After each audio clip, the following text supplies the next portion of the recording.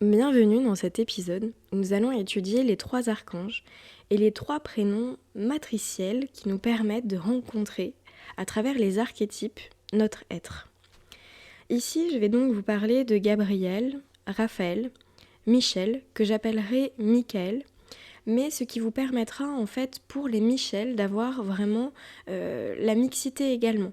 Parce que Raphaël, Gabriel et Michel sont des prénoms mixtes qui peuvent être donnés aussi bien aux femmes qu'aux hommes. Donc ça vous permettra à travers ces 3 prénoms de venir un peu déjà saisir comment se compose un prénom et qu'est-ce qu'il nous en dit. Donc également, j'y ajouterai vraiment ce côté des 3 lettres matricielles, dont je vous parlerai un petit peu plus tard dans cet audio, qui sont en fait les 3 lettres de la trinité du prénom. Tout ça, je vous l'expliquerai, il n'y a pas de souci. Également, on va parcourir l'étymologie avec le côté aussi transgénérationnel que la personne peut contacter. Ensuite, on passera sur le côté plutôt symbolique, avec les couleurs, avec l'aura, avec les numéros. En l'occurrence, il y en a un pour Gabriel. Et ensuite, on va passer sur le côté alchimique des lettres qui se présentent vraiment dans ce prénom-là. Et ensuite, on terminera par les 3 lettres matricielles en hébreu et dans le langage celtique. Pourquoi en hébreu, pourquoi le langage celtique ? Parce qu'ils sont apparus à moi comme une évidence. Le langage hébraïque va vraiment vous ramener à la genèse de votre être, de votre âme, et vraiment à ce côté historique aussi qui se présente là. Alors ici, ce n'est pas un côté religieux que je vous propose, hein, c'est vraiment un côté originel. Chacun y piochera ce qu'il veut y piocher. Mais en fait, mon approche étant de retracer, retisser les liens avec le passé qui étaient dans cette justesse, dans ce message d'amour et de pureté. Ensuite, on abordera l'ogam, donc cet alphabet celtique qui est également un alphabet sacré, qui lui nous permet, en fait, une fois qu'on a trouvé notre genèse, de vraiment s'incarner et de descendre sur terre à l'aide des arbres. Donc vous verrez, chaque lettre de cette trinité matricielle est associée à des arbres, avec des conseils, avec des totems, avec des messages qui vous sont vraiment attribués et qui sont rattachés de fait au prénom. Voilà, donc une fois qu'on aura abordé ces 3 prénoms d'archanges, vous pouvez tout à fait venir vers moi pour me poser des questions, pour, si vous voulez en savoir plus, illustrer un petit peu mes propos de cet audio. Voilà vers quoi nous allons nous tourner. Donc maintenant, je vous propose de découvrir l'étymologie du prénom Gabriel, qui du coup part de l'hébreu gabar, qui est la force, et El, qui est Dieu. Donc en fait, on y retrouve la force de Dieu dans ce prénom. D'un point de vue historique, il est vraiment le chef des milices. Il organise l'énergie du cosmos, du ciel. C'est lui qui annonça à Sainte Élisabeth la conception de Jean le Baptiste, et puis à la Vierge Marie l'Immaculée Conception de Jésus. Il est également le patron et ambassadeur des diplomates et des professionnels de la communication. Nous allons passer sur le côté de la psychogénéalogie.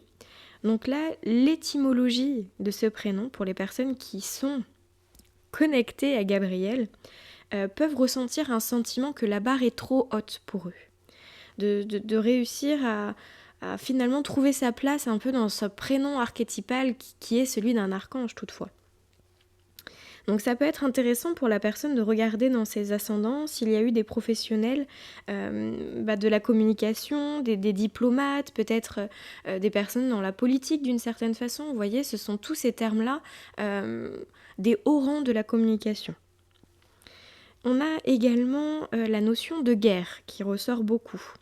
Donc ça peut être aussi la clé pour peut-être comprendre s'il y a des conflits familiaux, s'il y a des racines de guerre, des départs prématurés, des exils, vous voyez, des choses comme ça. Également, on y retrouve la notion de femmes âgées qui peuvent également être stériles ou bien tomber enceintes très tardivement. Donc là, c'est un peu un enfant miraculeux qui s'annonce dans la lignée. Donc si vous êtes une femme, ça peut être de questionner votre rapport à la maternité ou même de votre propre rapport à la venue au monde. Avez-vous une maman qui a peiné à vous avoir ? Avez-vous eu des difficultés à venir sur Terre ? Voilà, ce sont toutes des questions qui peuvent graviter autour de ce prénom. Ensuite, là, on a un petit peu de symbolisme qui s'ouvre avec le ga, abri, elle. J'ai abri en elle. Donc en qui avez-vous abri? En qui vous recueillez-vous pour vraiment pouvoir vous sentir en sécurité? Ensuite, bien évidemment, on a le mot « elle » qui se présente. Ça sert du coup à s'envoler, à prendre de la hauteur. Et c'est aussi à prendre son émancipation, à prendre sa liberté, sa capacité à réfléchir seul et à du coup également quitter le nid parental pour réussir à se responsabiliser et à être adulte. Donc là, on peut avoir soit un grand besoin d'autonomie, soit une grande peur de vivre. Vous voyez, à vous de classer les deux. Soit vous êtes au milieu, et là c'est un parfait équilibre. Je sais tout ce que je vous souhaite. Donc on a également la notion des voyages qui forment la jeunesse, qui permettent de rencontrer la matière et de faire descendre son regard, de faire descendre la conception et de peut-être voir la matière avec un œil neuf. Ça vous permet aussi de regarder toutes les notions d'abbé, peut-être, dans vos ancêtres. Et également, on entend « elle rit bague ». Elle rit d'une bague ou d'un gage.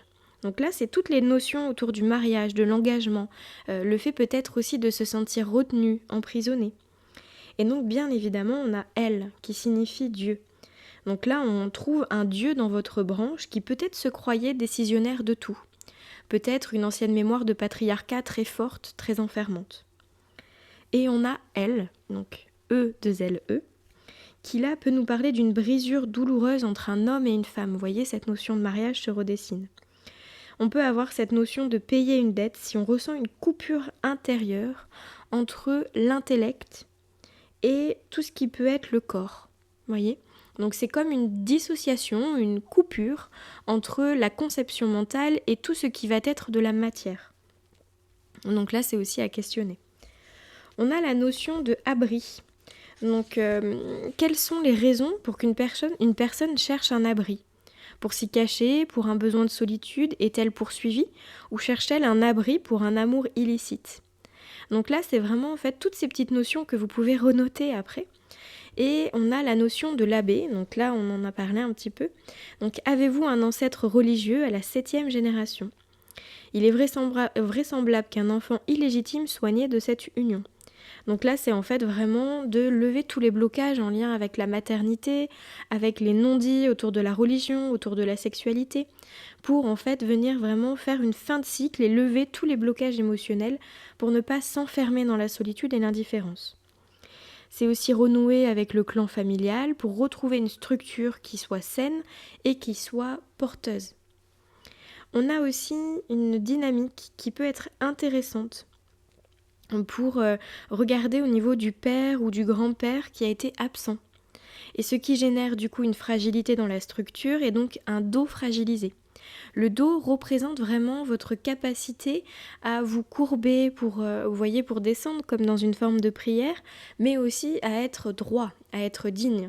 Donc si le dos est fragilisé, c'est soit on a de la difficulté à se soumettre, soit on a de la difficulté à porter les responsabilités qui sont bien évidemment peut-être surdimensionnées par rapport à la capacité réelle.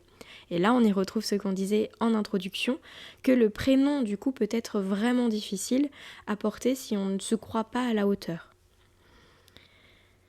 Voilà déjà pour un premier élan. Et donc, on a également une réconciliation de l'animus de l'anima. Ça, ce sont les deux parties de l'être, féminine et masculine. On a des mémoires de mort-né ou de prématuré qui peuvent vraiment refaire référence à la mère et à la maternité de manière générale. Donc on a également le 9 dans ce prénom, ça je vous en parlerai un peu plus en détail en suivant, mais là ça peut vraiment nous parler des 9 mois du fœtus. Est-ce qu'il a eu du mal à se retourner et comment la naissance s'est-elle passée ? Et donc du coup aussi voir si un aïeul a vécu des amours passionnels ravageurs. Donc il y a aussi un aïeul qui faisait de la magie ou de la divination, ou bien une jeune fille très pieuse qui aurait malheureusement été abusée d'un manipulateur. Ou il peut y avoir des mémoires de suicide, donc là c'est à porter avec nuance, vous voyez, pour voir un petit peu ce qui peut s'y passer. Ensuite, on a le mythe de Cronos, ça également je vous en parlerai avec le tarot, l'ermite et toute cette dynamique en fait de fin de cycle, de renouvellement perpétuel.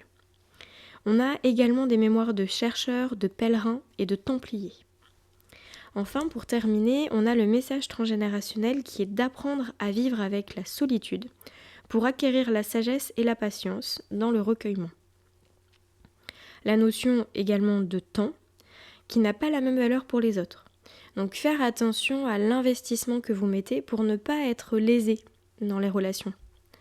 Le problème générationnel est donc un nœud du couple ou de l'exil, mais la valeur positive de cet héritage-là, c'est une grande capacité d'adaptation, de communication, de conciliation, de dialogue intérieur avec soi pour réintégrer le divin. Là, on y a également la possibilité de réintégrer les facettes de l'être tel que vous êtes, sans porter toutes ces mémoires. Il y a aussi le besoin de se laisser porter par un flot d'énergie, par la vie qui revient en vous, pour ne pas bloquer le courant de vie. Donc on est dans des configurations peut-être de méditation, d'intériorisation, pour ne pas trop s'isoler et trouver en fait encore une fois le bon équilibre entre ce besoin de solitude et ce besoin d'introspection. Il y a aussi tout ce qui est vraiment le grand besoin de se connecter à la nature, de marcher pieds nus, de ressentir les arbres pour pouvoir aussi retrouver cette notion un peu de temps perdu, de se ressourcer dans la nature, d'aller marcher, ça permet un peu de sortir de ce temps-là. D'ailleurs, ce qui est très intéressant quand on apprend l'hébreu biblique, on voit qu'en fait le temps n'a pas de repère. Il n'existe pas pareil que nous, c'est-à-dire qu'en fait on peut se mouvoir dans tous les espaces du temps des livres sacrés. Et en fait, c'est ça qui vous est proposé, de reprendre un peu cette vision-là du temps qui n'est pas un problème. On a également tous les métiers qui vous permettent peut-être de chiner, de passer du temps en famille, donc les métiers autour de la nature, de l'éducation, de la pharmacie, paramédicale, psychothérapie, et effectivement tous les métiers de sport, de recherche. Voilà pour la partie transgénérationnelle qui est déjà assez dense et vous permet de retrouver un petit peu d'éléments et également de rencontrer un peu plus en profondeur cet archétype de Gabriel.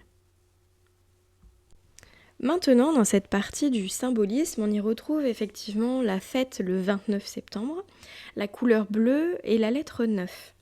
Donc là, ce que je vous propose en fait de rencontrer, c'est la lettre 9 à travers la lettre hébraïque. Donc c'est la lettre Tête qui signifie en fait le serpent. C'est la connaissance, la sexualité, le côté insaisissable. Et c'est en fait un niveau de conscience supérieur qui s'ouvre avec cette lettre hébraïque. C'est aussi la lettre de la perfection. Le 9, c'est les 9 mois d'accomplissement, les 9 cycles, etc. On est vraiment dans une énergie de fin. C'est aussi une énergie que l'on reçoit et que l'on accouche. C'est la révélation des secrets ancestraux dont nous sommes tous porteurs, mais également la mue du serpent, qui est vraiment la façon de se transformer intérieurement. C'est cette alchimie qui nous permet de nous révéler lentement, mais sûrement vers notre authenticité. Le tarot, on y retrouve du coup la carte de l'ermite, qui est vraiment associée à Hermès, au dieu des initiations, qui est représentée également par le mythe de Merlin. Donc vous voyez tout ce côté de solitude, d'enseignement, de fraternité, de solidité de l'homme, qui est incarné par une mentalité familiale qui permet de sortir des cycles pour passer à un nouveau. Donc c'est vraiment comprendre les racines telles qu'elles sont, pour ensuite sortir des dualités, sortir des conflits, sortir des guerres, pour retrouver un équilibre. On a également cette notion de temps où il est demandé de trouver un équilibre entre l'intérieur et l'extérieur pour ne pas complètement s'enflammer.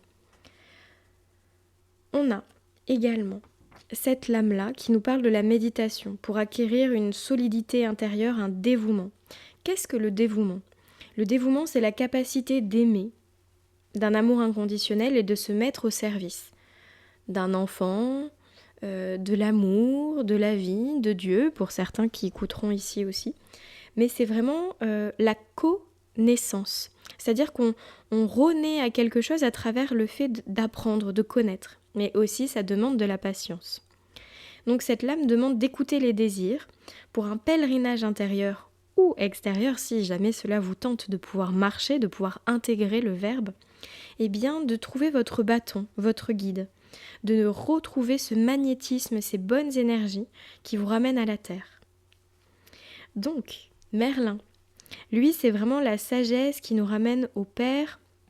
Il était aussi associé à Satan, qui faisait vraiment très peur à l'époque. Mais en fait, c'est qu'il permet de libérer tous nos démons intérieurs. Qu'est-ce que c'est qu'un démon dans ma vision, en tout cas pas forcément dans la religion. Un démon pour moi c'est une limitation intérieure que l'on se met qui va nous amener à nous faire du mal ou à faire du mal à l'autre. Donc quand on est guidé par nos démons, alcool, sexe à outrance, mauvaise croyance sur soi, maltraitance, violence, etc., eh bien ce sont nos démons qui sont en action pour s'en révéler. Donc, revenons-en à Merlin. Donc la mère de Merlin était une vierge terrestre avec une vibration christique. Et donc du coup, Merlin a le don de connaître l'avenir qui lui donne également une double nature, entre homme et divin. Il enseigne que les haines nourries à l'égard des adversaires sont la projection de nos propres conflits intérieurs non résolus. C'est-à-dire que si je vois l'autre tout le temps comme étant agresseur, comme étant persécuteur, il peut y avoir peut-être une partie de moi où je me persécute, où je m'agresse continuellement, où je me maltraite, où je me dis que je ne suis pas à la hauteur, que je ne suis pas intelligent, que je ne suis pas capable. Vous voyez, tout ça, ça vient là-dedans. Donc on a également cette dimension où on est un peu séparé de nous, parce que vous voyez, cette double dimension fait qu'il peut y avoir, dans certains cas, une séparation. Donc ça peut amener à réparer le féminin et le masculin pour que tout ça se réintègre consciemment en nous. Le mythe appelle donc à être un guide pour soi. C'est aussi un prénom des vieilles âmes. Les vieilles âmes, ce sont ces personnes qui se sont réincarnées plusieurs fois, ça peut être sur Terre comme dans différents univers, et qui amènent des solutions, qui amènent des clés face à des solutions, face à des situations qui peuvent paraître insurmontables. Donc ça permet vraiment de sortir des mécanismes automatiques que l'on se met pour retrouver quelque chose de plus sacré. Voilà pour cette partie. Maintenant, on va parler du neuf. Le neuf, en fait, il nous parle de l'idole, du sage, de l'ancien, du médecin, d'un grand homme ou d'une grande femme. Ça nous parle également de l'espace, de l'horizon. C'est vraiment la capacité de s'ouvrir, d'avoir un don de soi, une capacité au détachement, à l'évolution et à la nature. Tous les sports qui peuvent être reliés à ce prénom sont tout ce qui est en lien avec le dépassement de soi, la marche, le tennis, vous voyez, ces sports un petit peu qui permettent vraiment d'une concentration à un objectif précis. On a tout ce qui est relié à l'art, c'est la spiritualité, le spectacle. Les qualités, ça va être le fait d'être spirituel, d'être humain, généreux, sensible et humble. En revanche, les défauts, ça peut être l'égocentrisme, le côté aigri, influençable, délirant. Et là, c'est vraiment de trouver le bon équilibre. Le travail qui est associé à ce prénom, c'est l'art, la médecine, le fait d'être pilote, guide, philosophe ou chercheur. Et les parties du corps qui sont associées à ce prénom et à cette énergie 9 sont donc la croissance cellulaire, la cohésion du système corporel. Donc c'est en fait tout ce qui va permettre de relier le corps entre les différentes parties. Donc ça peut être les fascias, qui sont une petite membrane qui relie tout le corps et la mobilité des muscles intérieurs. Voilà pour ça. Nous allons enfin passer à la couleur bleue. Donc le bleu en fait est associé vraiment à la mer, au ciel. C'est vraiment ce lien en fait qui se passe quand on regarde une mer, tout de suite c'est apaisant, ça symbolise aussi la confiance, vous voyez, on a quelque chose en l'immensité. Dans la mer, on y entend aussi la mère, la maman. Donc vous voyez, c'est ce côté de confiance, de sécurité qui se remet en place. On a aussi cette notion de protection qui permet de renouer un lien d'harmonie. Au Moyen-Orient, de nombreuses personnes portent des bijoux bleus pour éloigner le malin. Le bleu est associé à la communication et à la paix. C'est aussi la couleur qui peut être parfois associée à la déprime et à la mélancolie, d'où l'expression avoir le bleu de l'âme. Certains lui attribuent également des vertus guérisseuses et purificatrices, mais également des notions vraiment pacificatrices. Le bleu, c'est vraiment une couleur d'harmonie, de paix qui permet de rallier les gens les uns avec les autres. Et là, ensuite, on va passer sur l'aura, qui, elle, permet vraiment d'être un bon communicant et qui permet de s'ouvrir à l'autre. Parce que ce sont des personnes qui sont généreuses, honnêtes, calmes et pleines de tact. de tact, pardon. Ils émanent d'elle un sentiment de paix et ils nous permettent vraiment d'avoir une solution à nos problèmes. C'est ce qu'on disait avec ce tact-là, c'est qu'en fait, ils nous amènent des solutions qui sont facilement entendables par le système de la personne. Ce sont aussi des personnes qui ont la grande capacité d'ouvrir leur âme, d'ouvrir leur cœur. Ils ont une attitude réfléchie qui permet effectivement de libérer tous les mauvais sorts, toutes les mauvaises énergies. Les mauvais sorts, il y a, dans ma conception, la magie noire ne fonctionne que si on y croit, que si on s'ouvre à ça. Bon, c'est un autre sujet, les croyances, les choses, tout ça, voilà, on va pas l'aborder ici, mais en tout cas, ce qui est avec la couleur bleue, ça permet vraiment de lever, de purifier tout ce qui peut être, voilà, toutes les mauvaises énergies, de manière générale. C'est aussi la capacité de faire preuve de lucidité, d'intuition, le fait de s'exprimer clairement avec franchise. Et c'est vraiment ce côté de la communication qui est propre à l'archange Gabriel et au Gabriel de manière générale. Ils vont pouvoir réussir dans les domaines professionnels de la communication parce qu'ils vont avoir ce côté calme, serein, mais aussi plein d'énergie qui peut du coup permettre d'inspirer les autres. En revanche, si on sent plutôt une énergie bleue, foncée ou trouble, c'est peut-être une peur qui n'est pas forcément exprimée ou une incapacité à dire la vérité. Ça peut être aussi un besoin de se cacher, de ne pas vouloir être vulnérable tel que l'on est, et être méfiant par rapport aux autres, donc c'est ce besoin de prendre les choses en main ou alors de se mettre en retrait. Voilà pour la première partie. Maintenant, nous allons passer à la symbolique vibratoire des lettres et ensuite on terminera par l'énergie matricielle des 3 lettres fondatrices du prénom. Afin d'introduire les lettres, et parce que là nous allons passer en revue vraiment le prénom dans son intégralité, nous allons pouvoir en fait les retracer, les résumer un petit peu. Donc le G, c'est l'introspection, c'est le fait d'aller vers soi, c'est le retour à la liberté, mais ça peut être aussi des problèmes de choix ou d'engagement. Le A, c'est mettre en valeur, c'est le silence, l'œil, la direction, le commencement ou l'enfant. Ensuite, on a vraiment le B qui lui va être l'intérieur, la maison, la solitude, le fait de se cacher, d'être à l'écoute et c'est aussi la notion de mère. Ensuite, on a le R qui lui représente vraiment l'élément air, mais aussi la tristesse, le fait de renforcer les émotions, les énergies, la tête, l'humilité et l'œuvre. Ensuite, on a le I. Le I, lui, il vient vraiment nous permettre de comprendre cette séparation qu'il peut y avoir.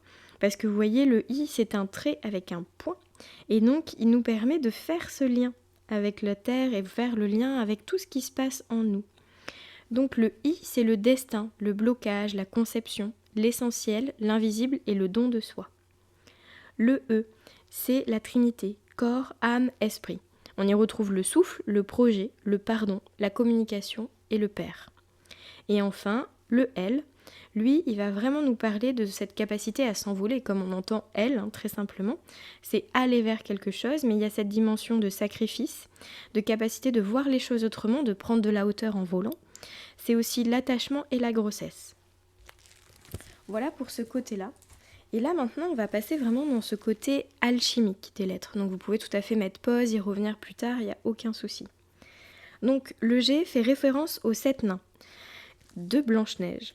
Ce ne sont pas des nains, mais des gnomes, comme la gnose, qui fait référence à la connaissance, à la sagesse. Et il y a donc 7 connaissances. On y retrouve également le mot géant, et on entend géant. Donc j'ai en quelque chose, j'ai quelque chose à l'intérieur de moi. Rabelais a nommé tous ces géants en commençant par la lettre G. Grangousier, Gargamel, Gargantua. Celui qui a découvert la quintessence se nomme Pantagruel, fils de Gargantua. Le G se retrouve donc au milieu du nom. On y retrouve également tous les secrets, tout le fait de chercher à l'intérieur de quelque chose, probablement la quintessence, l'essentiel, et Gal. Gal, ça désigne la pierre. Ça désigne le pèlerinage de Compostelle qui nous permet de revenir dans cette intégrité intérieure.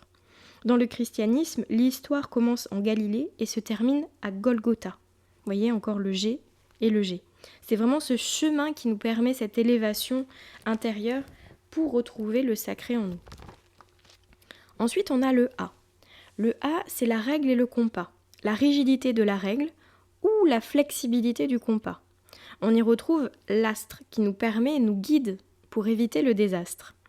On a l'os du pied qui est l'astragale, donc astre égal, vous voyez, on y retrouve le A et le G qui se suivent, qui veut dire en fait la pierre. Mais c'est aussi la pierre de l'esprit. C'est comment forger notre esprit pour qu'il soit vraiment dans une pureté pour nous-mêmes. Et donc on y retrouve bien évidemment le chemin de Compostelle. Ensuite on a le B. Le B, ça symbolise le passage. C'est aller d'un endroit à un envers. Donc c'est le milieu à trouver pour avoir le juste équilibre. On a le bien, donc B-I-U-N, donc bi-un, qui nous permet de rassembler deux choses qui sont séparées pour n'en faire qu'une seule. On a la bénédiction, donc béné plus diction, qui sont bien dire les choses, en opposition à la malédiction, qui elle est dire du mal. C'est pour ça que je vous parlais tout à l'heure de cette notion de magie noire, de ces énergies négatives. En fait, à travers les récitations que vous pouvez faire, c'est-à-dire les prières envers les anges, les louanges, peu importe comment vous voyez les choses, ça peut être aussi réciter un mala ou réciter un chapelet. Vous avez en fait toutes les possibilités, toutes les traditions sont ouvertes. On a du coup la malédiction avec la bénédiction, le malheur avec le fait de dire les choses bien, et on a ce symbole en fait qui nous permet de synthétiser, de sortir du côté diabolique qui lui sépare. Le bien, il va remettre, vous voyez, en perspective tout ça. Ensuite, on a le R. Donc là, c'est l'élément R, le souffle, la parole. On a le rire qui nous permet de retrouver ce souffle, cette unité en nous et puis cette harmonie avec l'autre. Parce que rire seul, c'est intéressant, mais rire en groupe, c'est encore mieux. Ça permet vraiment de retrouver tout ça ensemble, de rallier. Donc, on a également le mot roi. Héros plus unité. Avant, on écrivait roi, R-O-Y. Ça symbolise la synthèse. Le roi n'est plus nommé, mais sacré. On y retrouve également le conte de la rainette, la petite reine, la grenouille verte. Vert, c'est quelque chose de caché. Le roi des mers, Poséidon, a 7 filles, dont 6 dans la mer. Les sirènes. Celle qui est sortie de l'eau est la rainette. Dans les contes, lorsqu'on embrasse une rainette, elle devient un beau prince charmant. Le prince charmant et aimant est magnétique, il attire quelque chose. Il permet de sortir ce qui est caché de nous pour former un couple et une unité. Cela permet de ramener la lumière d'en haut. Ensuite, on a le I. Le I, comme je disais précédemment, se compose en 2 parties. Un point, donc circulaire, qui nous permet de voir vraiment le début, l'origine de chaque chose. Ensuite, on a le trait, qui lui nous permet de descendre dans la matière. C'est comme un pied sur terre. C'est donc la manifestation. Et donc ça désigne l'absolu, la lumière. On y retrouve aussi ici, important, et on y retrouve maintenant, la main qui tend. Donc vous voyez, il y a quelque chose dans ce i qui descend, qui tend à quelque chose, qui tend à vivre une expérience. On a également l'infini, donc U-N-F-I-N-I, l'infini qui se découpe avec 1, UN, et plus loin, fini. Donc le point désigne le trou dans le mur qui nous montre comment la lumière passe à travers. C'est vraiment cette capacité à s'ouvrir aux mondes qui sont peut-être encore cachés. Enfin, on a le E. Le E, donc, c'est en 3 parties, comme on disait. La matière, le spirituel et le divin, qui est relié en un. La barre du milieu est plus petite que les 2 autres. Donc le spirituel est issu du divin. Si on enlève la matière, donc si on enlève la barre d'en bas du E, on y retrouve le feu. C'est le feu ardent, c'est la capacité à tout transmuter. Donc la lettre E désigne le monde, la Trinité. Éther, ni, té. C'est le T qui désigne la terre, donc l'éternité, c'est l'éther dans la manifestation terrestre. On a l'expérience, donc ex, père, i, en ce. À l'extérieur du Père, tu trouveras l'unité en toi, l'intransmissible. Donc on a notre Père terrestre, première lecture, mais on a aussi le Père céleste. Et en cette expérience-là, on permet une réflexion, une automatisation autonomisation de la personne qui permet vraiment de se révéler. Et ensuite on a l'enseignant qui fait l'enseignant, donc enseignant, qui permet de donner son sang. Donc là, on a une transmission. C'est lorsque l'enseignant enseigne, l'élève doit apprendre par cœur. Quand on ne sait plus quoi dire, on fait semblant. On n'a plus de sang rouge à donner. Donc c'est dans la culture, dans la tradition hébraïque, le sang, c'est vraiment le fluide de la vie. Comme Jésus transmet le vin, et bien du coup, vous voyez, il y a cette allégorie avec le sang. Et enfin, on a le L qui lui va être, pour terminer, pour englober, qui est en fait comme un pied et une jambe. Vous voyez, on a le pied et la jambe, l'ensemble qui se dessine. Ça désigne donc un mouvement, une direction, un sens. C'est aussi la lame d'une épée. On est en temps lame.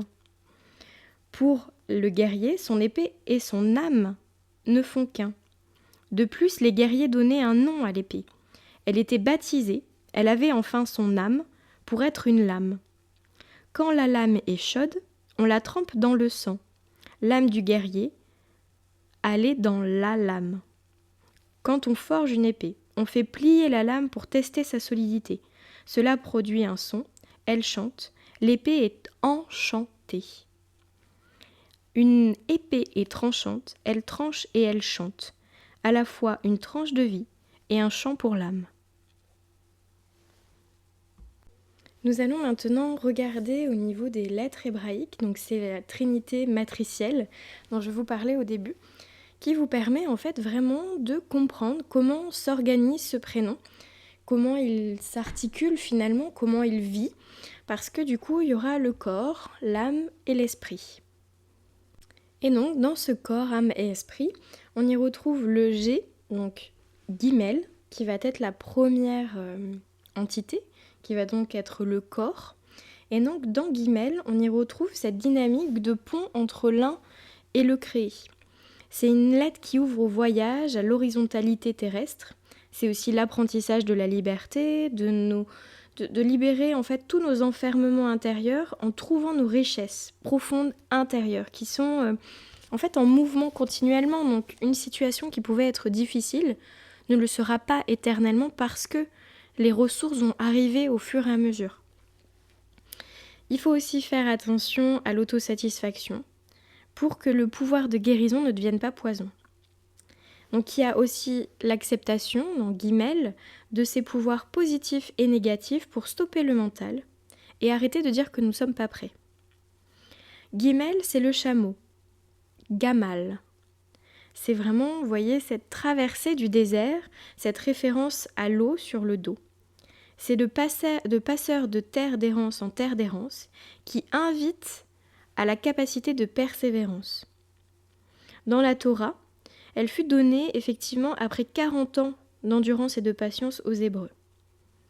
Le guimel nous amène vraiment à comprendre cette dimension d'homme debout, mais également de pied en mouvement.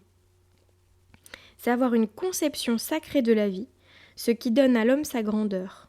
Gadol, qui veut dire grand en hébreu. Il faut ensuite se connecter à la joie, Gil, pour élever notre taux vibratoire et faire dépendre notre bonheur de l'intérieur.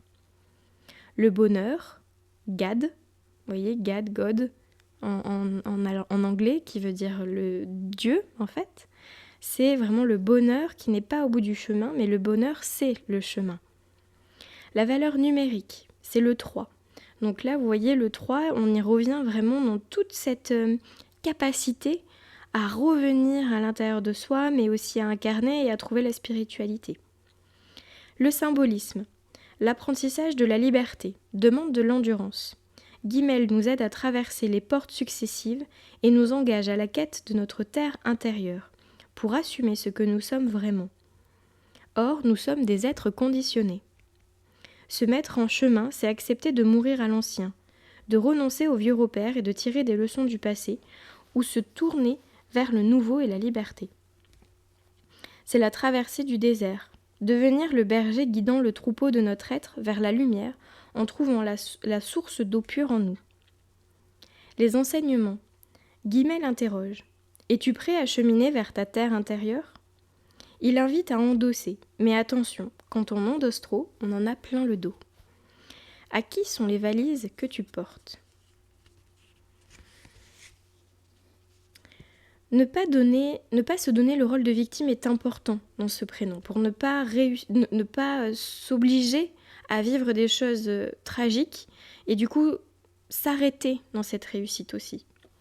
Ça nous permet de retrouver cette paix intérieure pour que l'explosion émotionnelle et que la goutte d'eau qui fasse déborder le vase ne soit plus forcément le mode de fonctionnement.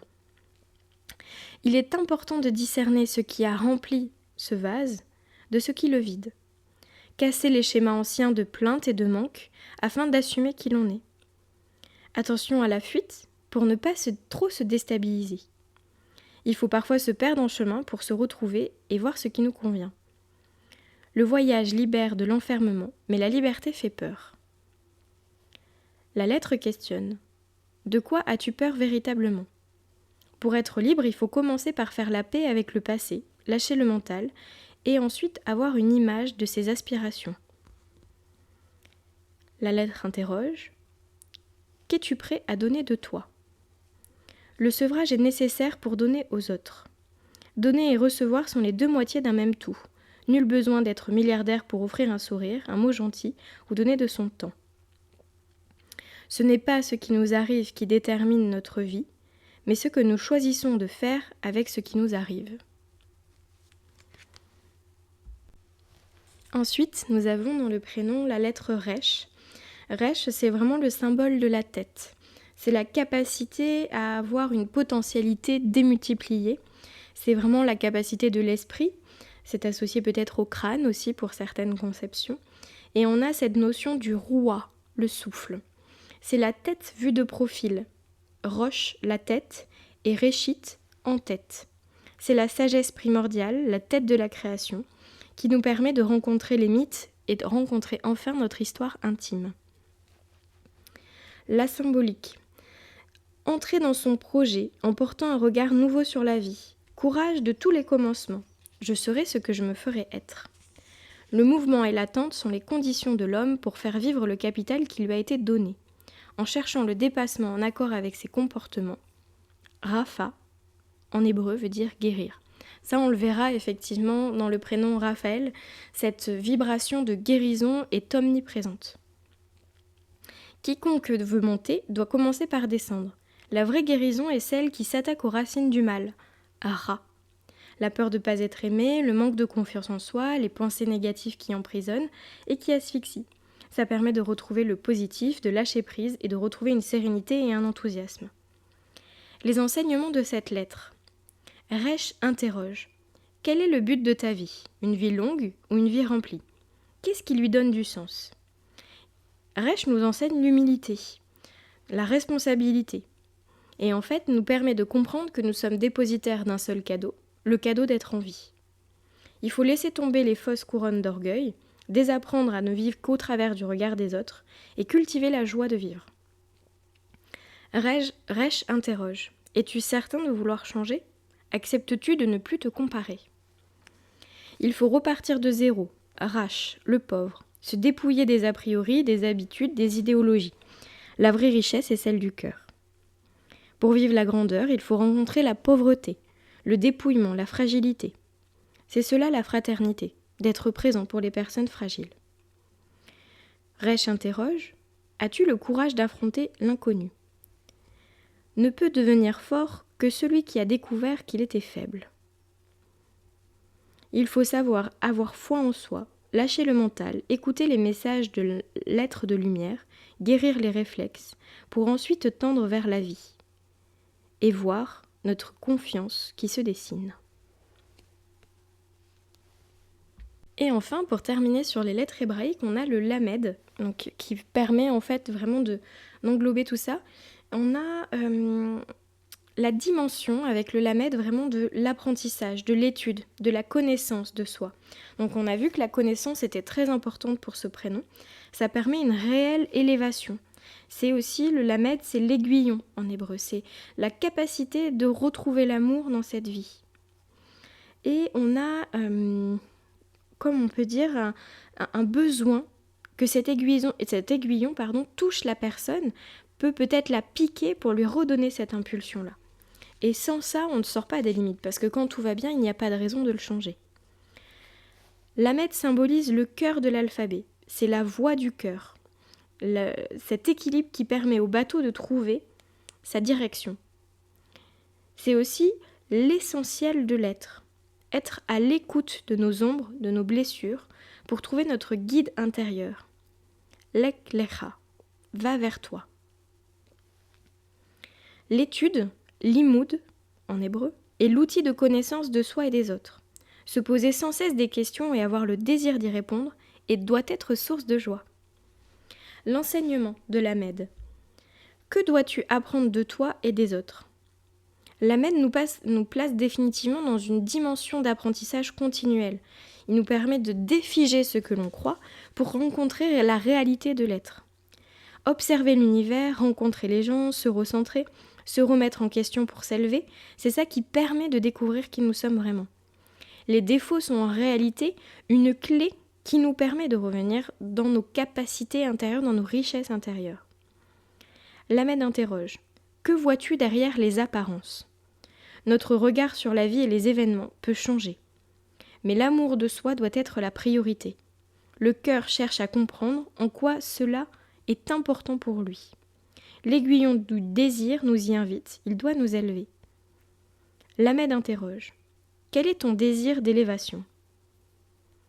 Nous ne pouvons rien connaître, et dans ce cas-là, il est difficile de s'impliquer. L'aiguillon nous permet d'être précis, de faire la paix avec le passé et d'avancer. Lamed interroge. Qu'as-tu à pardonner ou à te pardonner ? L'épreuve, c'est l'autre, et le pardon est la voie royale permettant l'accès à un niveau de conscience supérieur. C'est un acte courageux, de guérison, de compassion, pour l'autre mais pour soi. Il faut apprendre à se pardonner pour libérer ce qui entrave et nous permettre de redonner une vie à l'avenir, ainsi qu'au présent. À ce stade de l'étude, vous pouvez bien évidemment prendre un temps de pause, ça a été quand même assez dense. Mais je vous propose quand même, pour terminer cette étude, de vraiment rencontrer les arbres, pour intégrer tout ce qui a été fait. Les arbres nous permettent quand même de faire des rituels simples, se mettre au pied d'un arbre, s'asseoir, ressentir l'énergie de la nature, c'est quand même une richesse incontestable, qui est accessible en tout cas aux personnes qui peuvent se rendre en forêt ou qui peuvent appeler l'essence d'un arbre. Il y a aussi la gémothérapie qui permet en fait à travers l'essence du bourgeon, l'essence de certaines confections, de réintégrer les concepts de l'arbre. Voilà, là c'est un partage un peu plus ouvert, mais chacun y prendra ce qu'il y prendra. Et nous allons maintenant passer à l'étude des lettres et nous aurons terminé ce partage ensemble. Donc, par rapport à la lettre G, on a le gort, qui est finalement le lierre. Le lierre est associé au totem de l'araignée, du loup. Les divinités sont donc la déesse fileuse, comme la femme araignée, Arachné, Net, les trois parcs, ou moire. Les mots médecine, ce sont le labyrinthe, le savoir intérieur, la croissance constante, la détermination, la quête de l'âme, la danse de la spirale, l'ADN et le voyage spirituel. Le lierre, dans sa symbolique, annonce la 11e lunaison. Le lierre pousse souvent en spirale et toujours vers la lumière. Il nous montre comment forger notre identité et faire grandir notre âme. Il peut pousser presque n'importe où, y compris dans les murs de béton. C'est une plante, je ne sais pas comment l'appeler parce que vous voyez c'est vraiment dans cette dynamique-là, mais en tout cas c'est persévérant, ça n'abandonne jamais, ça poursuit son chemin et il y a comme une quête d'ascension. Et puis quand vous regardez le lierre, il y a comme des petites pattes grimpantes. Prêtez attention et vous verrez, on dirait comme un mille-pattes mais en forme de minéral, c'est très intéressant. De végétal, pardon, parce qu'il grimpe sur du minéral, voilà. On peut y retrouver également cette dimension des 13 signes astrologiques, en dimension avec la Vierge qui peut avoir l'origine de diviser 2 signes. On a Arachné, la grande déesse fileuse, la créatrice du monde physique. Le lierre est synonyme de promesse de croissance, de résurrection et de renouveau. Le loup est le guide protecteur lorsque nous essayons de nous connecter à nous-mêmes pour y voir clair. Le lierre est donc promesse de triomphe. Ensuite, nous avons le ruisse, c'est-à-dire le sureau. Le sureau est vraiment connecté au totem de la grue, des cigognes, de l'ibis, de la corneille, mais également des fées.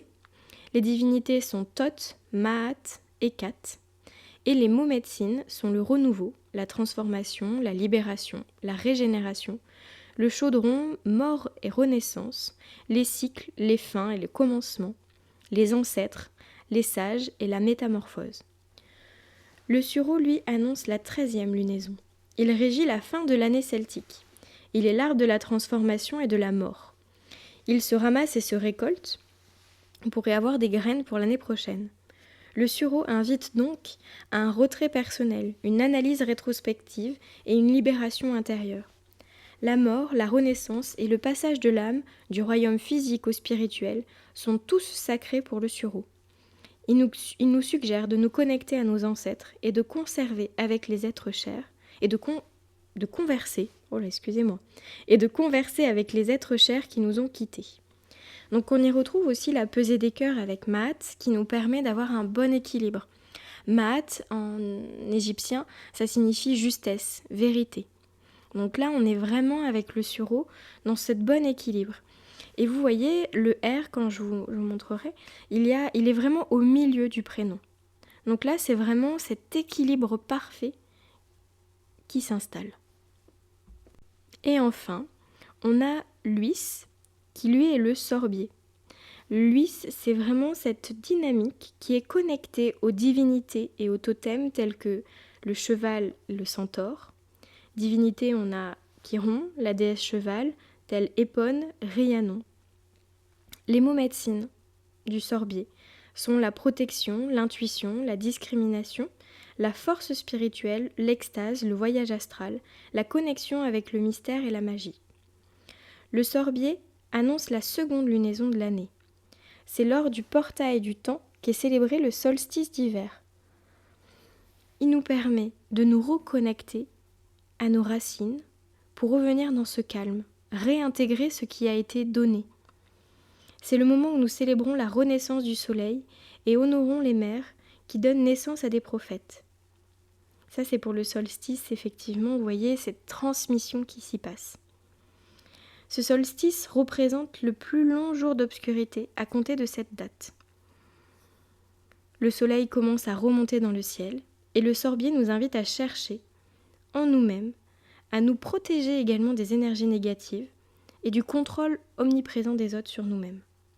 Il nous rappelle que nous pouvons vivre l'expérience du voyage astral et nous encourage à la béatitude, à l'amour universel et inconditionnel, à la conscience du supérieur. Voici, notre voyage se termine pour cette étude de prénoms. Elle a été assez longue, assez dense parce que nous avons parlé de plein de sujets, on a abordé également plein de présentations. Je reste bien évidemment disponible si vous avez des questions et regardez vraiment ce prénom comme une étude globale qui vous permet de rencontrer des archétypes, même si ce n'est pas votre prénom, ça vous permettra toujours de peut-être rencontrer l'envie d'étudier votre prénom. Et sur ce, je vous dis à très bientôt, prenez soin de vous.